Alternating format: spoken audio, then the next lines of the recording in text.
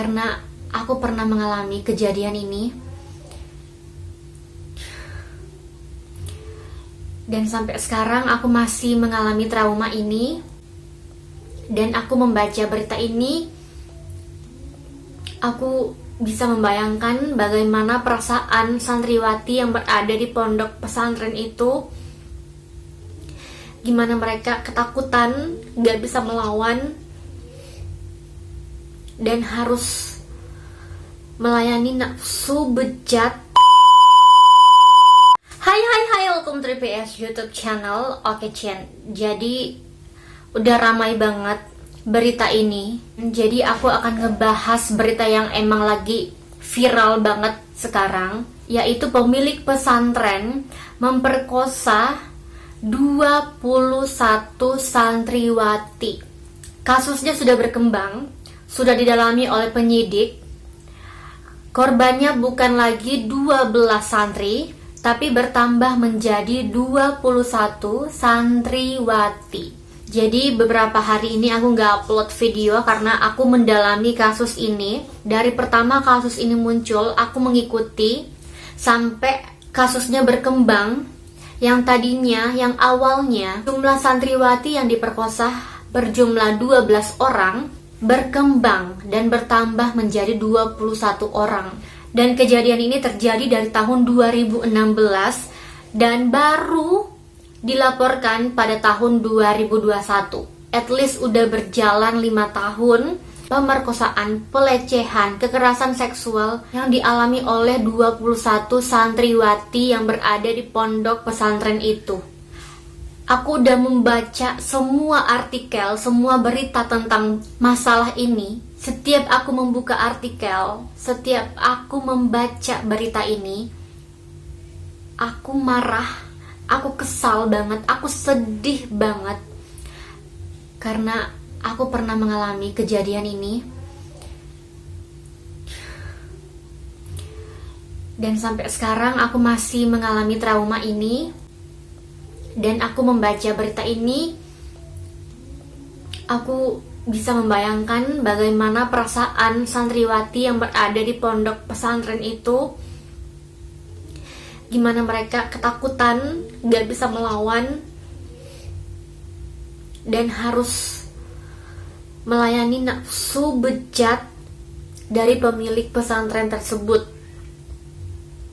yang harusnya melindungi, mengasihi, membuat para santriwati merasa nyaman, tapi malah dilecehkan dan berulang-ulang kali. Di antara 21 santriwati itu, Chen, 7 diantaranya hamil dan 4 santriwati sudah melahirkan, dan 1 santriwati melahirkan sampai 2 kali. Oke, buat kalian yang belum tahu kasus ini, kasus apa? Jadi ada seorang pemilik pesantren yang menaungi 21 santriwati, dan semua santriwati yang berada di pondok pesantren tersebut diperkosa. Namanya Heri Wirawan. Dia merupakan pemilik pesantren yang memperkosa semua santriwatinya, dipaksa melayani nafsu bejat dari Heri ini. Kejadian ini terjadi dari tahun 2016 sampai 2021. Jadi baru bulan Mei di 2021 kasus ini dilaporkan ke pihak berwajib, dan baru belakangan ini kasus ini mencuat di publik. Karena Chin, sebenarnya kasus ini dari beberapa pihak keluarga dari korban tidak mau kasus ini mencuat di publik, karena keluarga korban ingin melindungi supaya korban-korban ini tidak diketahui oleh halayak umum. Tapi ada beberapa keluarga korban yang ingin mempublish berita ini ke halayak umum karena pihak keluarga ingin si pelaku ini, si Heri ini, dihukum seberat-beratnya. Dan kalau si Heri ini bebas, tapi aku berharap si Heri ini dihukum mati, karena nggak ada hukuman yang pantas untuk seorang pedofil. Dari keluarga korban nggak mau si Heri ini melakukan aksi bejatnya lagi ketika dia keluar dari penjara. Makanya kasus ini baru aja terkuak di halayak umum, pemerkosaan ini terjadi pada anak-anak yang baru berusia 13 tahun sampai 16 tahun. Jadi anak-anak ini masih duduk di bangku SMP, masih di bawah umur, dipaksa untuk melayani nafsu bejat dari si Dajjal ini. Aku udah gak bisa bilang kalau si Harry ini manusia.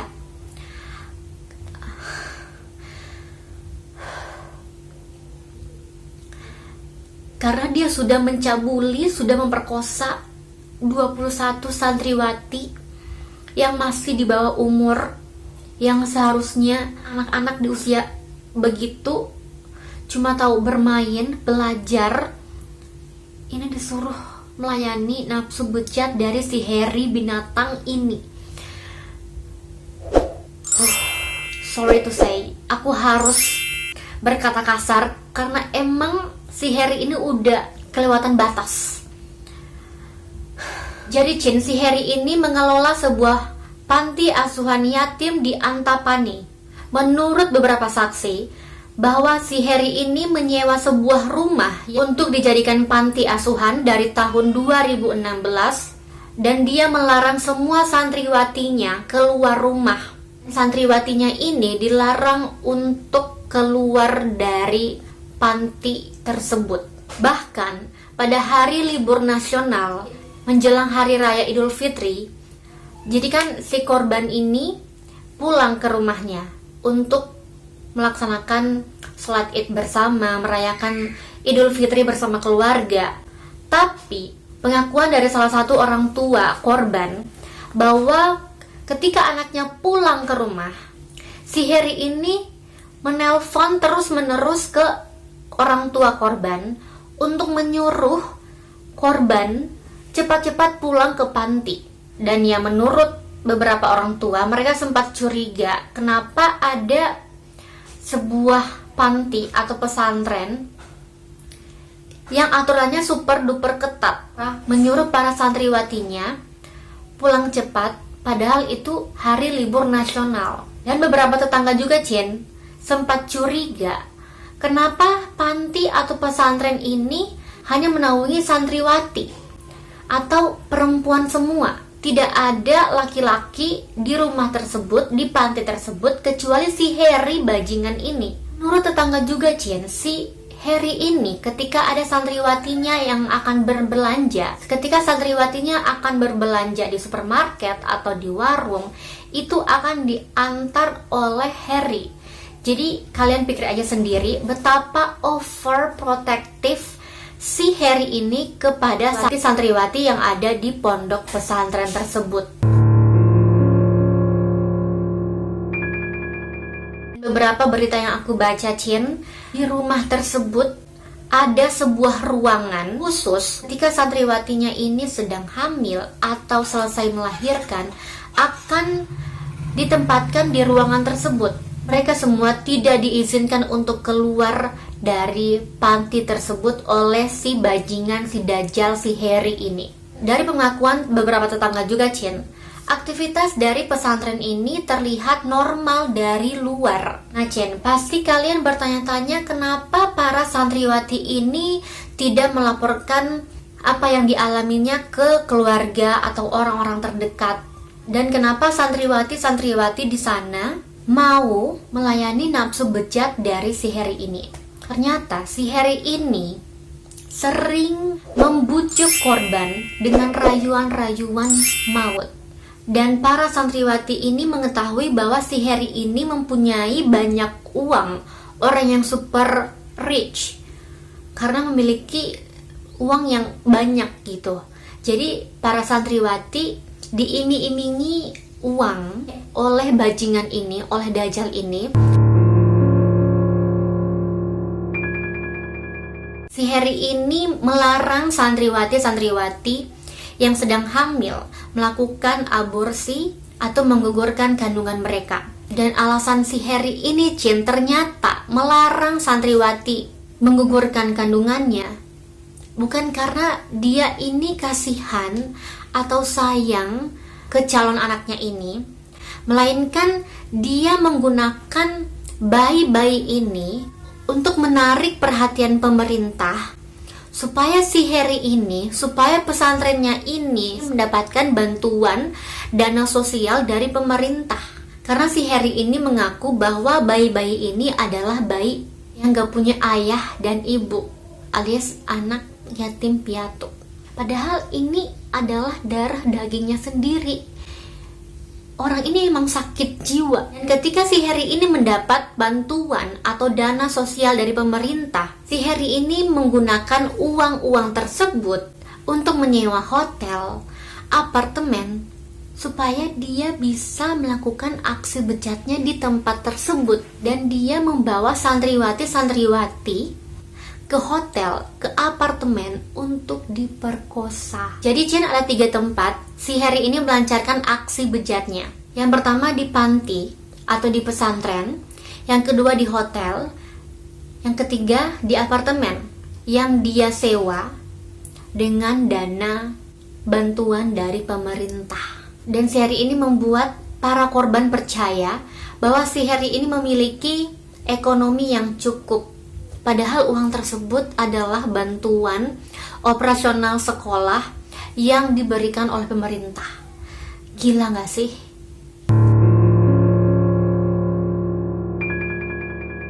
Pasti kalian bertanya-tanya bagaimana kasus ini terungkap, bagaimana kasus ini diketahui oleh keluarga korban. Jadi ada salah satu orang tua dari korban mencurigai anaknya ada perubahan yang terjadi di tubuh sang anak.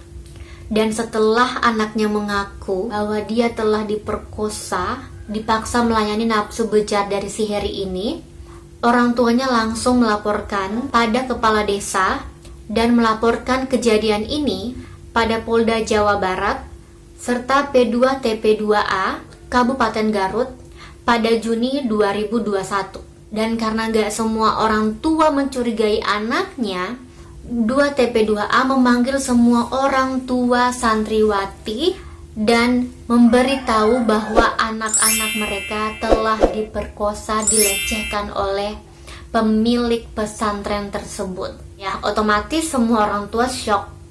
Ya gimana gitu loh, kayak anaknya diharap dimasukkan ke pesantren, ke sebuah pesantren, agar anak-anaknya menjadi anak-anak yang soleha, tapi malah dipakai oleh pemilik pesantren. Dan aku baca juga kenapa para orang tua si korban ini menyekolahkan anak-anaknya di pesantren tersebut, karena si Harry ini menawarkan sekolah gratis ke orang tua santriwati-santriwati. Jadi para orang tua tergiur dengan ajakan si Harry ini, maka orang tua santriwati-santriwati tersebut menyekolahkan anaknya di pesantren itu, gitu loh. Dan diketahui bahwa si Harry ini tinggal sendirian di panti tersebut. Jadi si Harry ini entah memiliki seorang istri atau si Harry ini sudah menikah atau punya anak, jadi nggak ada yang tahu karena si Harry ini tinggal di pesantren tersebut cuma sendirian. Jadi ditemani oleh santriwati-santriwati yang sekolah di situ. Dan ada satu fakta yang mengejutkan dan membuat aku semakin marah ke Dajjal ini, ke si Pak Harry ini. Santriwati-santriwati yang ada di pesantren tersebut dipaksa menjadi kuli bangunan. Sudah dipaksa untuk melayani nafsu bejatnya, disuruh menjadi kuli bangunan.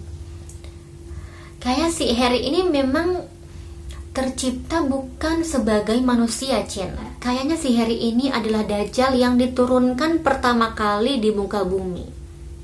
Yes. Jadi si Harry ini bukan manusia.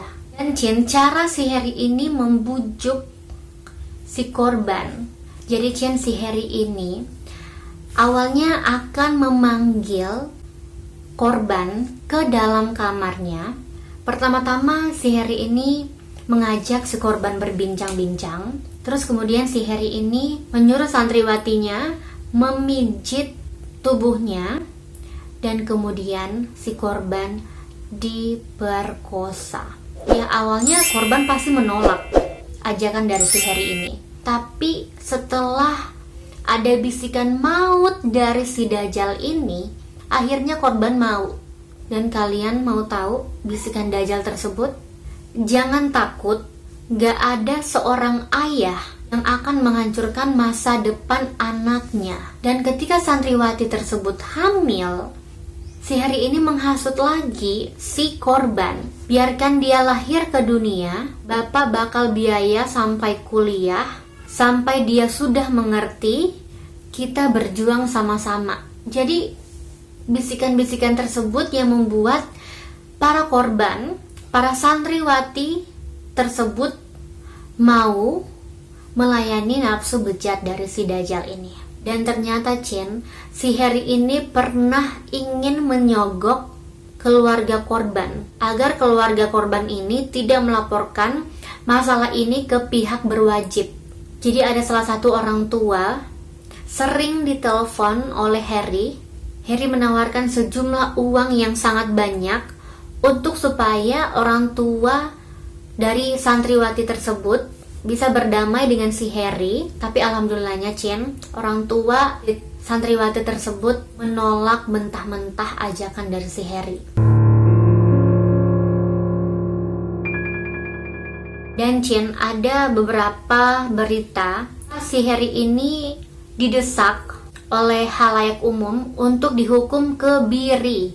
Buat kalian yang gak mengerti kebiri itu apa, jadi buat kalian yang belum mengerti apa arti dari kebiri tersebut, kebiri itu adalah prosedur di mana seseorang akan kehilangan fungsi testisnya sehingga mereka kehilangan libido dan mandul. Menurut aku hukuman kebiri dan hukuman 20 tahun penjara yang akan diterima oleh Harry ini gak cukup. Karena ketika si Harry ini akan keluar, akan bebas dari penjara, aku yakin si Harry ini akan tetap melakukan aksi bejatnya, karena aksi bejatnya ini sudah mendarah daging di dalam tubuhnya.